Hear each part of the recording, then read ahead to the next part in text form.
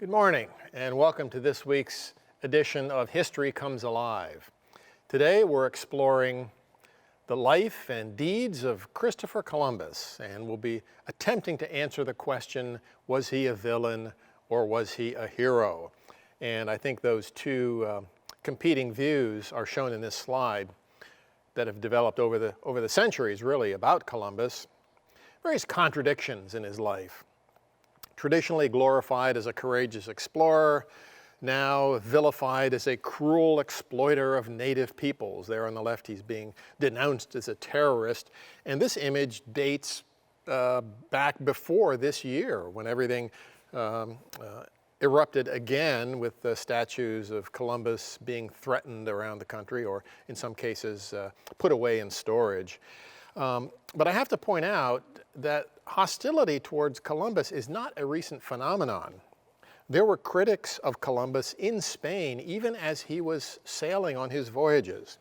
And in the late 19th century, new evidence was uncovered. And in 1892, now this is 130 years ago, an American historian was the first in his profession to question the legend of Columbus and say that he was an incompetent leader, a slave trader, brought a lot of trouble on himself. So the notion of debunking Columbus is not new by any stretch. Truth is, he was, like all people, complex. And to answer the question, was he a villain or a hero? Yeah, you may be surprised to discover he was both. So before we get into Columbus, the man, let's talk about the geopolitical context. I love to do this with historical topics. Take a look at the world in 1490. Here is an actual map from 1490. And I'm going to grab my pointer and explain what's going on here. So in 1490, the urban wealth of the Renaissance had created a great demand for luxury goods, spices, silks from the East. And those goods flowed to Europe via the Silk Road here, or across the Indian Ocean, up the Red Sea, and then into the Mediterranean.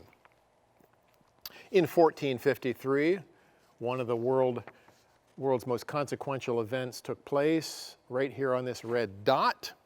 The Ottoman Turks conquered the Christian stronghold of Constantinople. So now you had Muslims controlling the entire Eastern Mediterranean. And monarchs and merchants were faced with difficulties, became more expensive or even impossible to ship goods through these traditional routes, and so they began looking for a better way to get the goods from the East, maybe outflank the Ottoman Turks by going west. And one explorer, actually two brothers, in 1291 tried this. They were the Vivaldi brothers from Genoa, happened to be Columbus's hometown 150 years later. They left Morocco, right here, sailed west in 1291, and were never heard from again. A little problematic. Now you're thinking, well, weren't people worried about falling off the edge of the earth? The answer is no. That's one of the most persistent myths about Columbus's voyage, that people thought the earth was flat. Most educated Europeans, certainly mariners, had known the earth was round for a long time. The Greek geographer Ptolemy said so in the 2nd century AD, although Ptolemy underestimated the size of the earth by 1/5. The Italian mapmaker Toscanelli in 1471 made the same mistake in underestimating the size of the globe. So here in the beige is Toscanelli's map.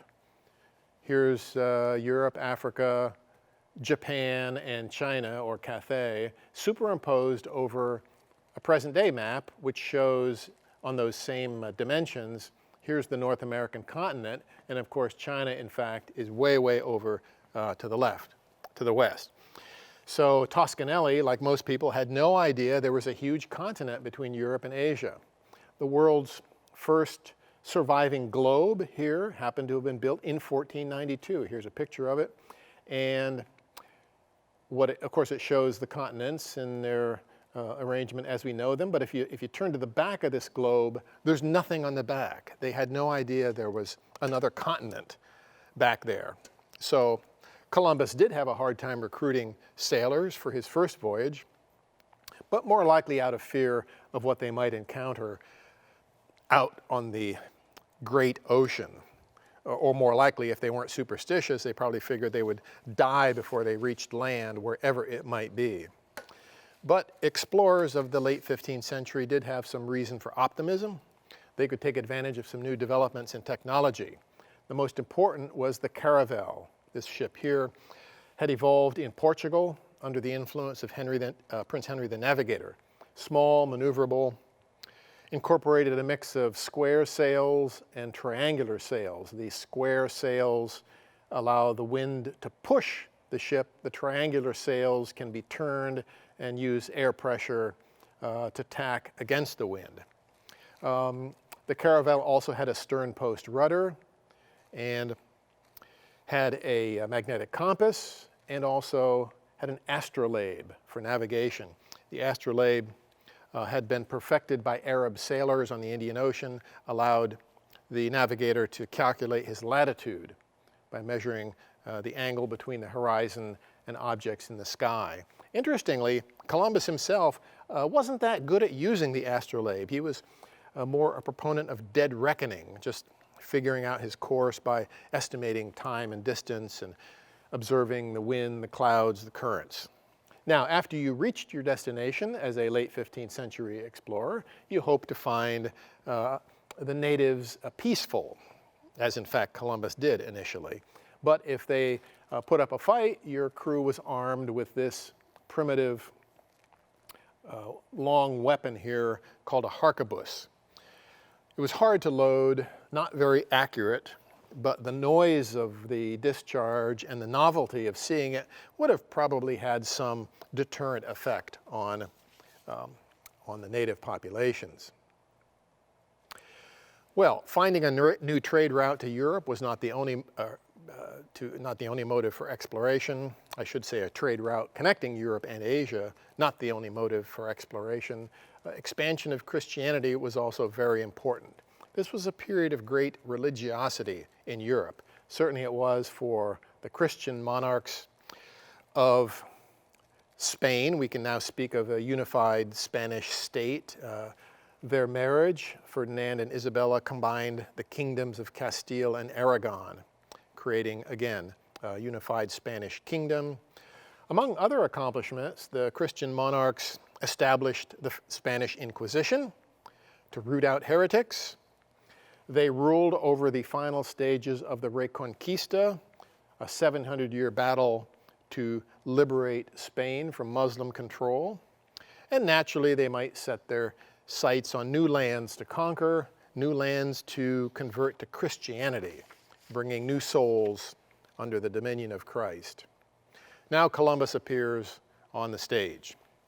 Various countries have claimed Columbus as their native son, including England, Germany, and France, but we're pretty sure he was born in Genoa, Italy.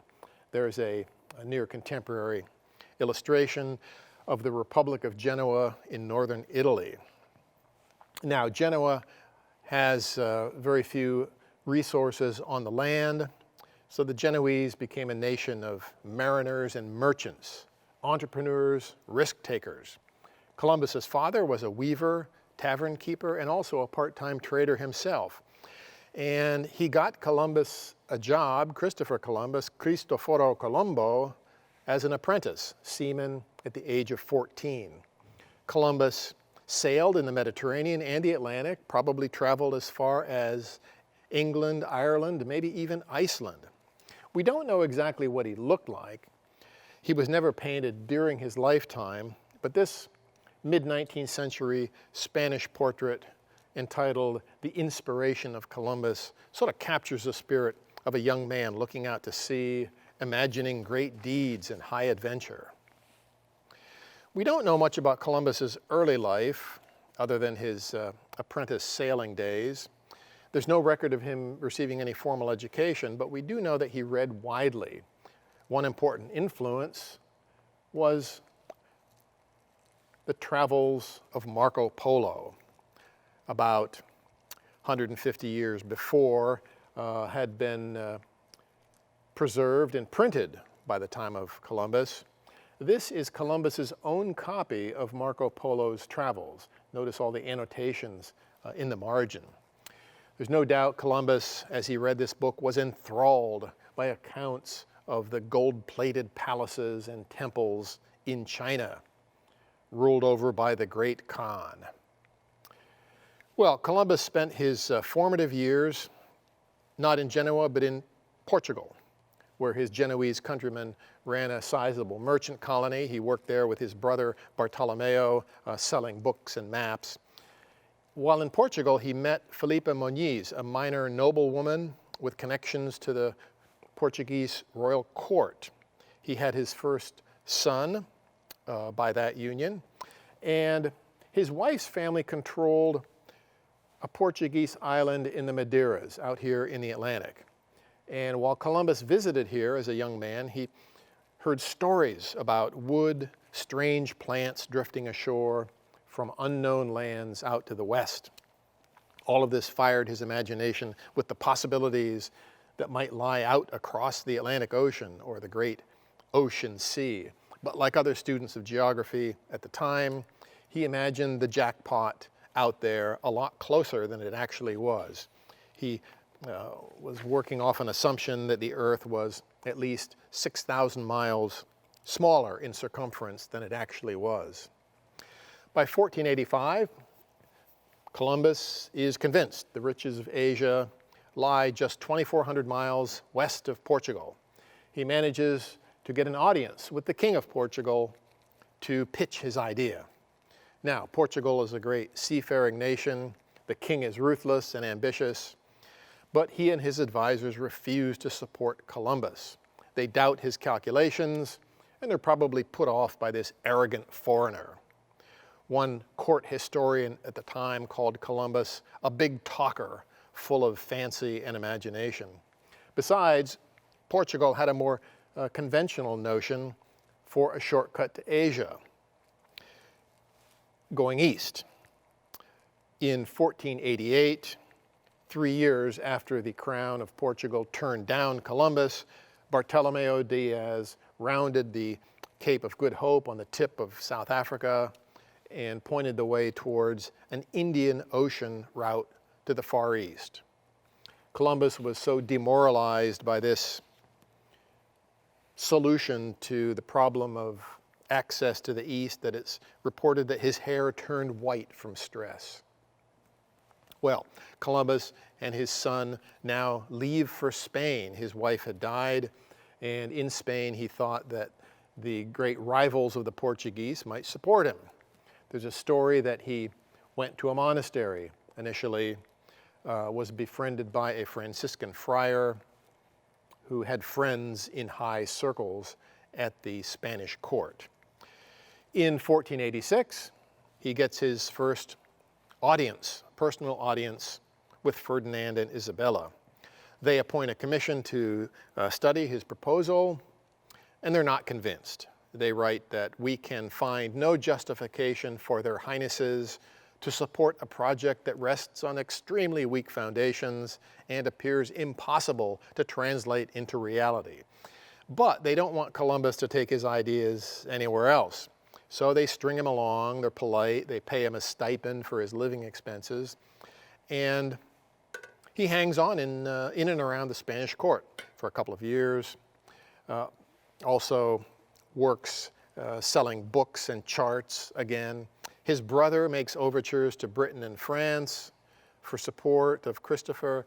Along the way, he has an affair with a low-born orphan in Spain, has his second son, an illegitimate child, Ferdinand. And finally, 1492, when victory over the Moors, the Muslims in Spain, is in sight, the monarchs call Columbus back. They study his proposal again. Still not impressed, but they decide to take a chance. They figure it's a cheap gamble, a cheap investment, little risk, and maybe a big reward. There might be lots of gold in Asia, in the lands that Columbus might discover. Portugal at this time is sucking up a lot of gold in West Africa, so this may be the main chance for the Spanish. They agree to terms. They agree to make Columbus viceroy and governor general of all the lands he discovers. They give him hereditary noble status, and they offer him 1/10 of all the profit from his voyages after expenses. Although Columbus still had to put up about 1/4 of the cost of the voyage himself, probably borrowed it from slave traders in Italy. Well, Columbus now begins to assemble a fleet at Palos in southern Spain. Most of the Spanish ports, the other Spanish ports, are busy expelling the Jews from Spain. This was another side effect of the Reconquista. Columbus hires 3 ships, private ships, although the crown paid the salaries of the crew, paid for supplies for the ships. One of them is a caravel known as Pinta, the painted one. There's a caravel Santa Clara, which is nicknamed La Niña, after its owner, Juan Niño. And there's a larger ship called a carrack, the flagship of the expedition, the Gallega, which is renamed the Santa Maria. Now, the dangers made it hard to recruit for this voyage, obviously. There's a quote on your handout from one of the recruiters. "Friends, come away with us on this voyage. You're living here in misery. Come with us. To my certain knowledge, we shall find houses roofed with gold. All of you will return prosperous and happy." In fact, at the end, in order to fill his crew of 90, Columbus had to enlist 3 pardoned criminals to fill out the crew. On August 3rd, they left Palos and headed for the Canary Islands, a very convenient spot to refit, to resupply. They were controlled by Spain. And on September 6th, Columbus and his 3 ships head out into the great ocean. And I want to bring up a video here, about a 4.5-minute segment from a wonderful History Channel video. And tomorrow I'll send out some information on both the video and the book that I used as my main resource for this talk. So let's enjoy a little bit of a reenactment here of the start of Columbus's explorations.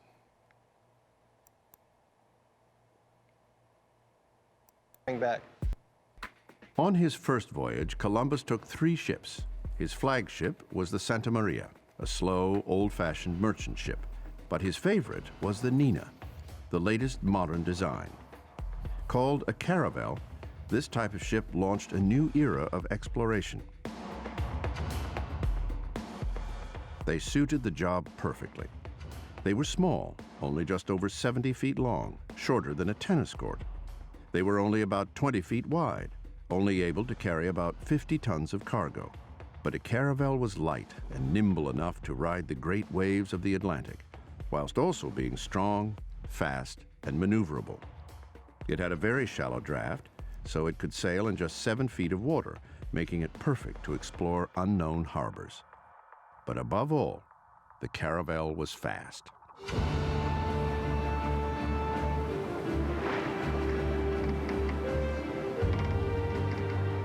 As far as we know from Columbus's logs, the caravels were traveling often sometimes 60 or 80 miles a day. Sometimes they even got up to over 100 miles a day, which is really, for that period, really quite an impressive speed. You know, these things were darting through the water by 16th century standards.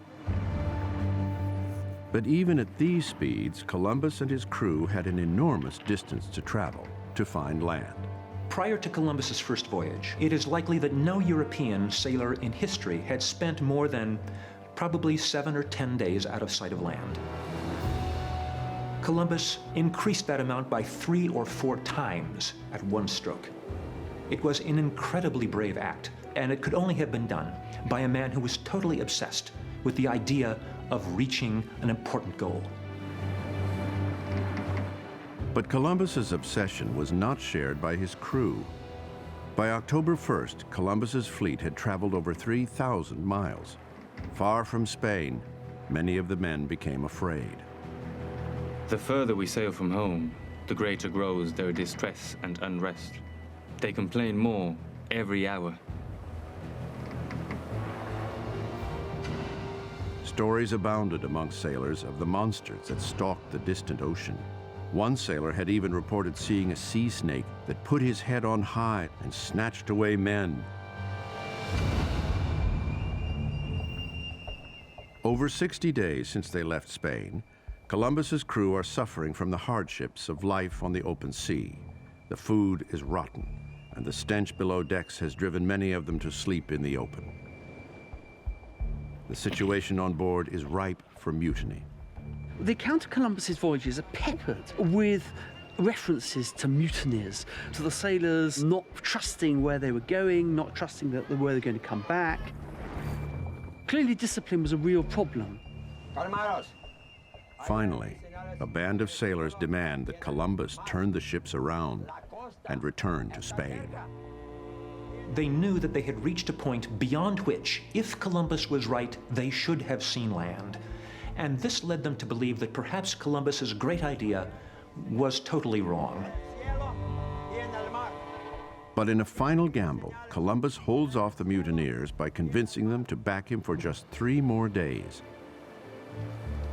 After all, they've spotted vegetation in the water, a sign that shows land should be near.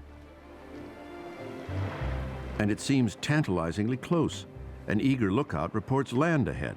Tierra! Tierra! But it turns out just to be low cloud. At last, on the 3rd day, Friday, October 11th, 1492, Columbus does see land, just in time to save him from all-out mutiny. The following day, he goes ashore. At dawn, I went ashore in the ship's boat. Armed, I unfurled the royal banner, and the captains brought the flags.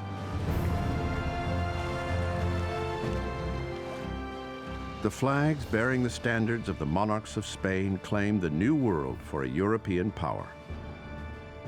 Believing himself to be in the Far East, Columbus calls the islands the Indies. In fact, he is on the edge of a new continent, the Americas. Gloria al Padre.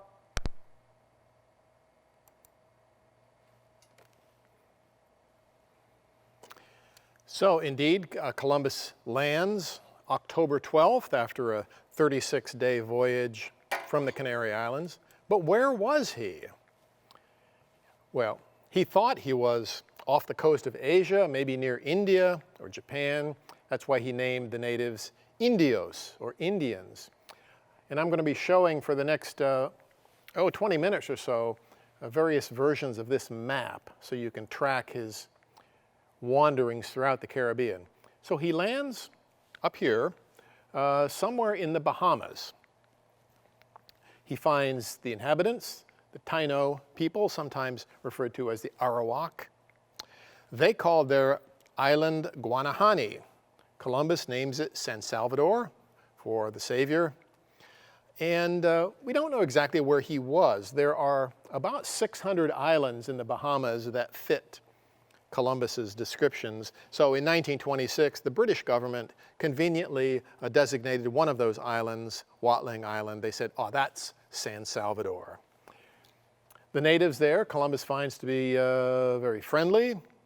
They swarm his ship in what are called canoas. The natives call them canoas, from which we get the term canoe. They were eager to swap gifts with the strangers who've arrived. They swap parrots, feathers, bits of cloth. In return, the crewmen offer them glass beads, little brass bells. Also very interesting, the crew notices that the natives are smoking tubes of an herb never seen before. The herb is called tobaccos. And one chronicler writes about these tobaccos. They cause a drowsiness and a sort of intoxication. Later, I knew many Spaniards who were addicted to the use of them.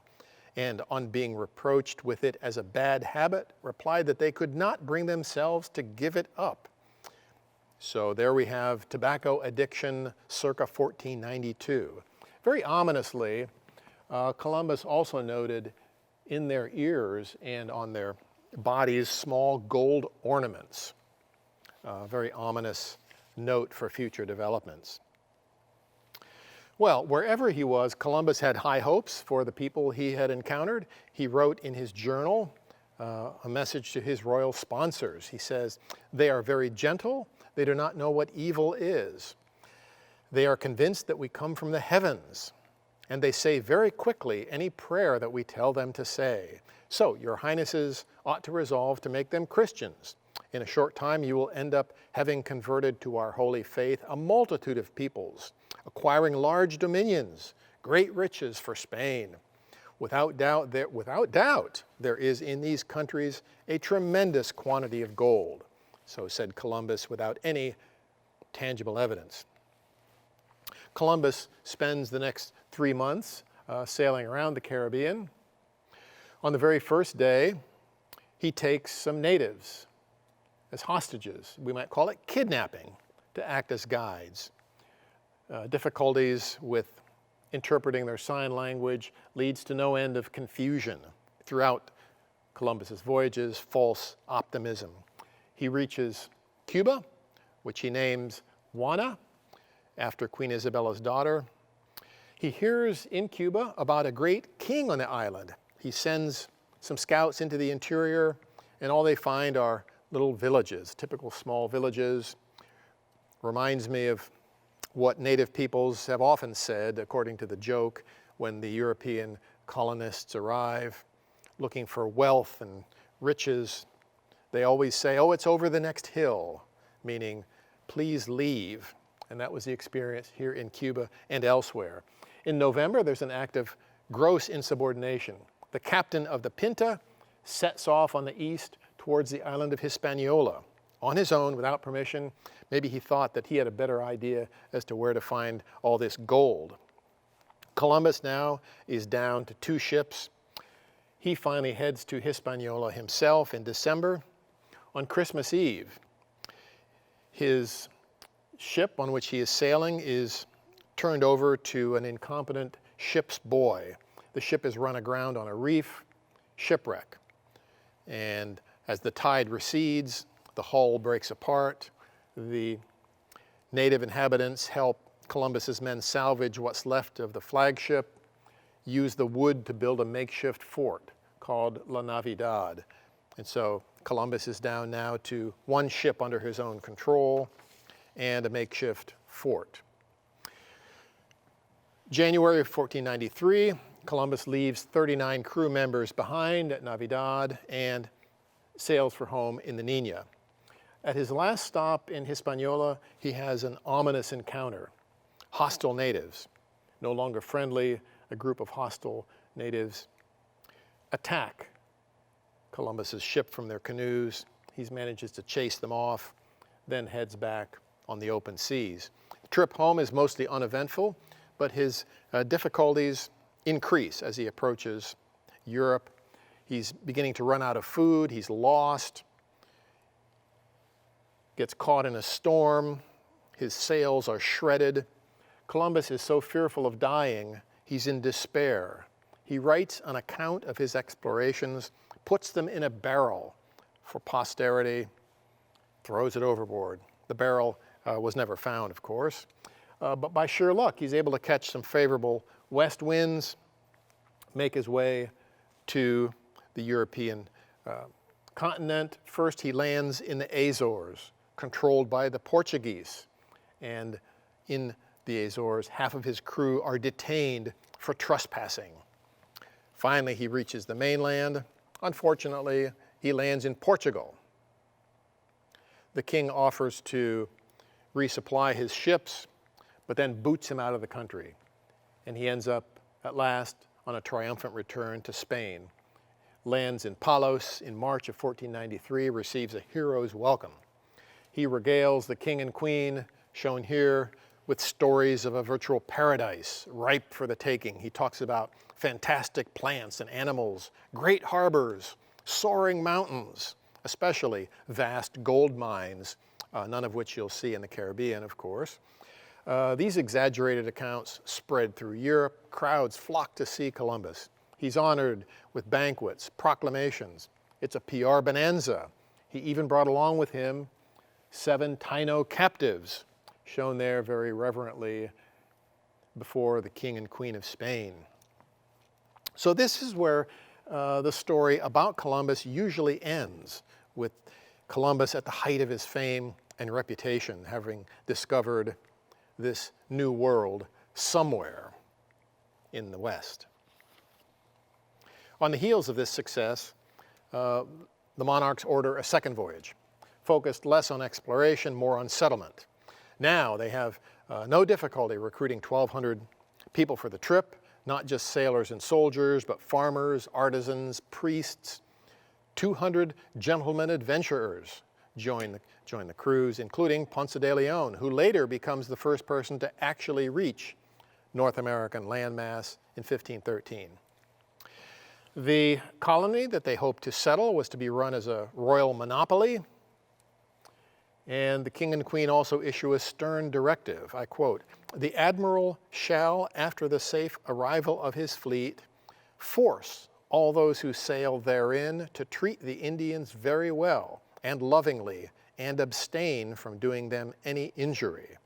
So Ferdinand and Isabella recognize, despite their power, they have an obligation to these would-be Christian subjects of theirs. Columbus sails from Spain in September of 1493, 17 ships. They didn't actually have oars. This painting was done by a Venetian artist, and of course, Venetian ships in the Mediterranean do have oars. Columbus's ships did not.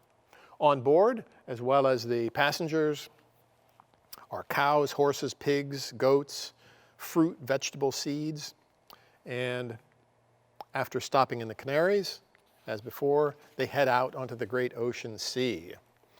Early November 1493, they make land in the Eastern Caribbean, and what they find is a massacre. The settlement that Columbus left behind in La Navidad is in ruins. There's no sign of the 39 men he left behind. Their bodies are later discovered in the jungle, probably victims of some kind of intertribal warfare. Columbus decides to build a new settlement down the coast. Here, he calls it Isabella, after his queen, but he shows very poor judgment in the selection of a site for a settlement. He's a mile from fresh water, surrounded by swamps, proves to be a death trap. And here we start to see the erosion of the stature of Columbus as a historical figure. He was certainly a capable merchant, a master mariner, self-taught scholar, a gifted salesman, but he was a dubious leader, a lousy administrator. And he also at this time begins to show signs of a chronic illness that will follow him to his grave. It's now thought to be reactive arthritis, a response to a bacterial infection. It brings Columbus chronic pain, swelling of the joints, skin lesions, blurred vision, bleeding from the eyes. And he becomes increasingly impaired physically as his journeys progress. In addition to his physical ailments, Columbus becomes increasingly obsessed with the search for gold. Where is the gold? He sends expeditions into the interior. He doesn't find any mines, so he exploits the native population, orders them to poke around in streams for stray nuggets of gold, eventually introduces a system of tribute. Every native male over the age of 14 is required to bring in a quota of gold or cotton on pain of death. Meanwhile, the settlers in Isabella are overworked, demoralized, running low on food. In early 1494, Columbus sends 12 ships back to Spain for fresh supplies. The cargo includes 20 or 30 natives in chains, sold into slavery once they reach Spain. He goes on to explore Cuba. He discovers Jamaica. But the conditions on Hispaniola continue to deteriorate. A subsequent resupply mission sends another 500 slaves back to Spain. Half of them die en route, the rest auctioned off in Seville. In response to the bad news that has now reached the monarchs in Spain, they send a relief expedition back to Hispaniola.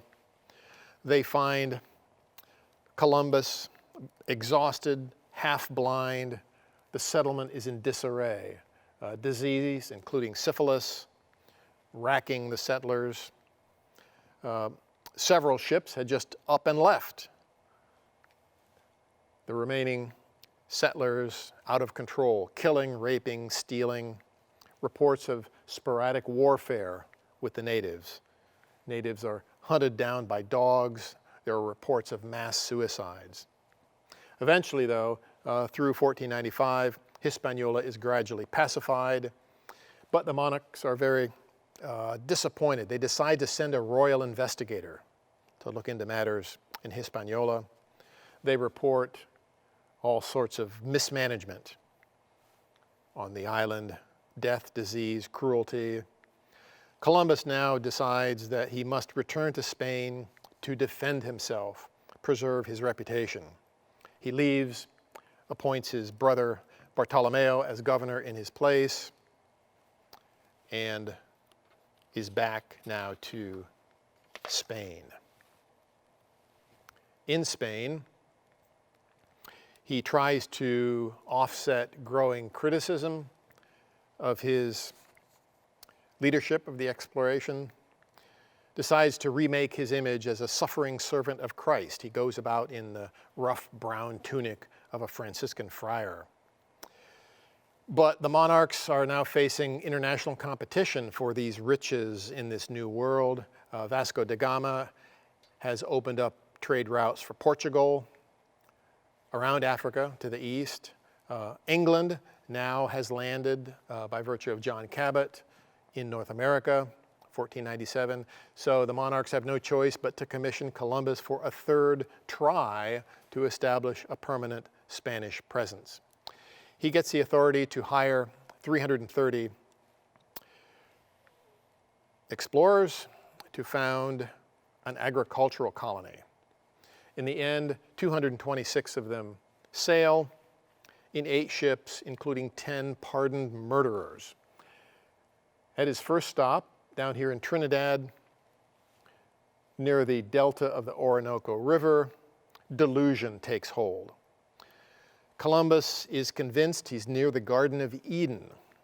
He thought the earth was slightly pear-shaped, and at the stem end of this pear-shaped object was the Garden of Eden, accounting for the huge flow of the Orinoco River out into the Caribbean. He thought this must be paradise. He finally reaches Hispaniola, finds the island in chaos. The Indians are up in arms again over forced labor. Many settlers are in open rebellion against the government he left behind. Individuals are flogged and mutilated for petty crimes. One ringleader of the rebels in Hispaniola plans to take over, kill Columbus and his brother, set up a commune. They loot the arsenal, head for the hills. The revolt finally ends when Columbus promises them free passage home. With news like this continuing to reach Spain, the monarchs lose all confidence in Columbus. They license the first of 11 other expeditions to the New World, led by other people, and they send a royal prosecutor to investigate conditions in Hispaniola, conduct a formal investigation. The prosecutor arrives to find 7 rebels hanging from a gallows, 5 more awaiting execution. Obviously, the situation on the island is spinning out of control. The prosecutor takes control of the settlement, has Columbus and his brother arrested, confiscates Columbus's property, sends him home in chains, shown here in this much later painting. In Spain, Columbus lands in prison. He writes a stream of letters to the monarchs complaining of injustice and ingratitude. Finally, after 6 weeks, they order him to be released on the grounds that the prosecutor may have exceeded his authority. Columbus falls on his knees, swears his loyalty, begs forgiveness. His papers and property are returned to him, but the monarchs are now determined to keep this fallen celebrity on a short leash. They decide to launch a fourth voyage to restart really a colonization effort in the islands. They put it under the control of other younger, more effective leaders and a cadre of trained royal officials. The fleet sails in 1502, 32 ships, very impressive effort, 2,500 passengers. Columbus himself has no official role. The monarchs were glad to get him out of the country, frankly. He tags along in 4 low-quality ships that he had to buy himself. The passengers include raw recruits, assorted riffraff, and significantly for history, his 13-year-old son, Fernando. Columbus is now convinced that he is God's chosen instrument on a private voyage to secure land for crown and church. But he's officially a persona non grata. He's banned from the island of Hispaniola.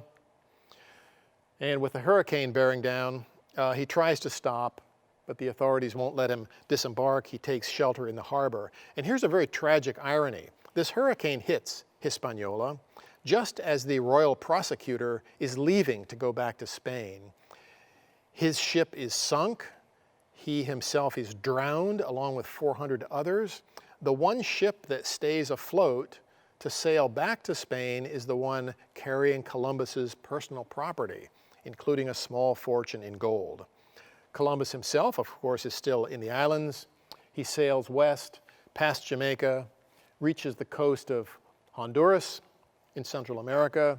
He finds remnants of the Mayan civilization in Honduras, continues on hugging the coast down to Panama, all the time making fruitless forays into the jungle, hearing tantalizing stories, again, confusingly reported through bad interpretations, periodically skirmishes with the natives. His crew is growing restless, short on rations. Worst of all, in Panama, they discover the ship's hulls are infested with worms, slowly sinking. 2 of Columbus's 4 ships are abandoned in Panama.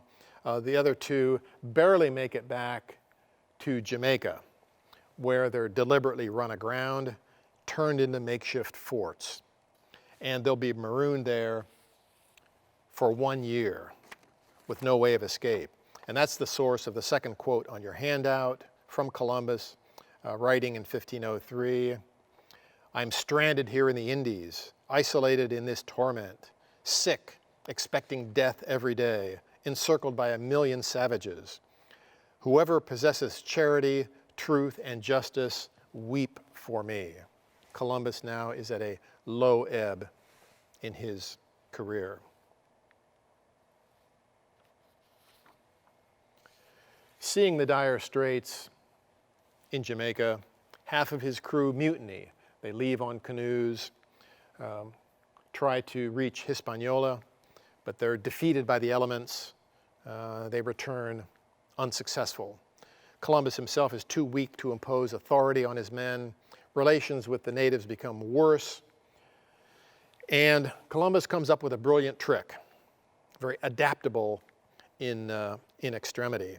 He has an almanac which shows that a lunar eclipse is coming. So he assembles the chiefs, depicted in this later illustration, assembles the chiefs of the island, says, God is angry with you for not treating us well. He's going to take away the moon. And in fact, when the eclipse comes, Columbus goes off. He says he's going to consult with God. And reports that God has said the moon will come back if we are treated to fresh supplies of food. In fact, that's what happens. And a very lucky eclipse for Columbus and his men. But long term, they know they're going to die on Jamaica if they don't escape. In desperation, they send 2 canoes across open water to Hispaniola to seek help. 120 miles. The food and water run out. Takes them 5 days to get there. So finally, they're relatively safe on dry land in Hispaniola, but it's going to take another 8 months till the government of Spain gets around to sending a ship to rescue Columbus and his men. Columbus, at this point, humiliated, sick, his reputation has been destroyed. He has to pay his own way back to Spain. And when he gets to Spain, he spends the remaining 2 years of his life fruitlessly trying to get the promised wealth of the Indies restored to him. He dies a bitter man, 1506. And let's take a look briefly now at how his legacy was remembered.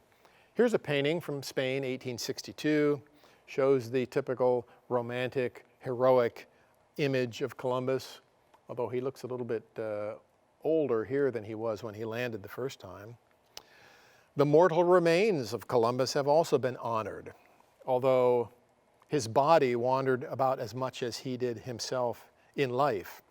His remains were first at a monastery in Spain, then Santo Domingo on the island of Hispaniola until 1795. Then they went to Cuba briefly, back to Santo Domingo until the Spanish-American War. Now he rests, or the remains of him rest, in Seville Cathedral. As in life, he is being supported by the 4 monarchs of Spain, the monarchs of Castile, Aragon, Leon, and Navarre. From the very beginning, a counter-narrative appears regarding the Spanish exploration of the Caribbean and Columbus in particular. The notion of brutality, cruelty, sometimes exaggerated on the part of critics, colors the whole conception of the Spanish Empire in the Caribbean and later on in Latin America. The Black Legend is how it's often referred to, this notion that the conquistadores, the Spanish settlers, with Columbus at the vanguard, murderers, thieves. In fact, historians have determined that Spain was no more cruel than any other conquering powers. In fact, slavery and forced labor were outlawed in the Spanish colonies in the mid-16th century. Although there's no denying the death toll from this European encounter. Within 50 years after Columbus landed, the population of Hispaniola fell from about 250,000 to maybe 500. The main killer, not Spanish swords and muskets, but disease, especially smallpox. The Indian population eventually recovered and intermarried with Spanish immigrants, creating the mixed or mestizo culture. This is the dominant cultural feature most countries of Latin America. In fact, an interesting twist, a reversal of the Black Legend, some Latin Americans celebrate October 12th, not as Columbus Day, but Dia de la Raza, to honor the ethnic heritage that grew out of Columbus's exploits. A very interesting twist on the historical record. In the US, Columbus was adopted in the early 19th century as a unifying symbol for the new republic. He was seen as like a bold Yankee sea captain, persecuted by narrow-minded priests and potentates. Washington Irving, in 1828, reinforced the status of Columbus as a popular icon with his biography. cementing the myth that the people of Columbus's time thought the earth was flat. By the way, Columbus also did not use a telescope. It wasn't invented until about 100 years after his voyages. In the early 20th century, Italian Americans pushed for creating a federal holiday in honor of Columbus, often oppressed and discriminated against as immigrants from Italy at the time. That effort finally came to pass in 1934 with lobbying help from the Knights of Columbus, a Catholic charitable organization, ironically founded by Irish Americans. Today, the New York City Columbus Day Parade is billed as the largest celebration of Italian American culture in the world. Except for this year, typically it's had about 35,000 marchers, over 1 million spectators lining 30 blocks of Fifth Avenue in New York. There's a bit of Columbus legacy on view right in Pennsylvania, in Boalsburg, in Centre County. In 1894, Theodore Boal, a descendant of the town's founder, married a French aristocrat whose aunt was a distant relative of Columbus. In 1909, the Boal family inherited the furniture and artwork that were in the Columbus Chapel in Spain, moved them to the family estate in central Pennsylvania, and placed them in a reconstruction of the original Columbus Chapel. This site now contains the most important collection of Columbus artifacts in North America. And it's the site of an annual Columbus Day Mass, attended by who else? The Knights of Columbus.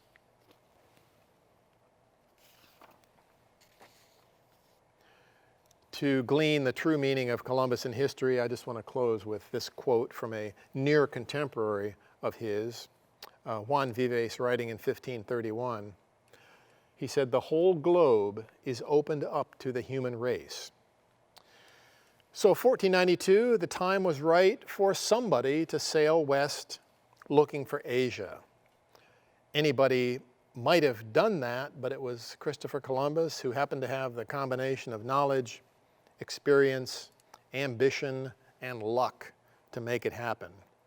And he set in motion a chain of events that, for better or worse, transformed the world. And that concludes my presentation on Columbus. I'll look to see if we have any questions. There are no questions. No questions. You've been thoroughly inundated with information about Columbus. As I said earlier, what I will do tomorrow is send out information on both the video and the book that I used as my main resource. You may recognize this image. This was my closing image of Columbus. The book is entitled The Worlds of Christopher Columbus. Out of print, but I'll give you some suggestions on how you can acquire a copy. And so we will continue to watch the twists and turns in the reputation of Columbus and his presentation in the public sphere, not only this year, in years to come. And now just a teaser for next week's program. We begin a 3-part series of programs on the history of Pennsylvania, 400 years, more or less. I'm a Pennsylvania native, have lived here most of my life. Some of you may be relative newcomers to the area, but I think you as well will find fascinating all of the historical angles in this great Commonwealth of ours. My first session next week is going to focus on the colonial era, from the time of really the first Swedish settlements up through William Penn's Holy Experiment, French and Indian War, Revolution, and the creation in Philadelphia of the new American government. And along the way, because I like to include a lot of fascinating cultural tangents in my programs, we'll discuss not just war and politics, we'll also talk about the Amish, the hex sign, and that Pennsylvania institution, the pretzel. So I hope you'll join me next week for the first of 3 sessions on the history of the Commonwealth of Pennsylvania, entitled The Keystone Story. Hope to see you then.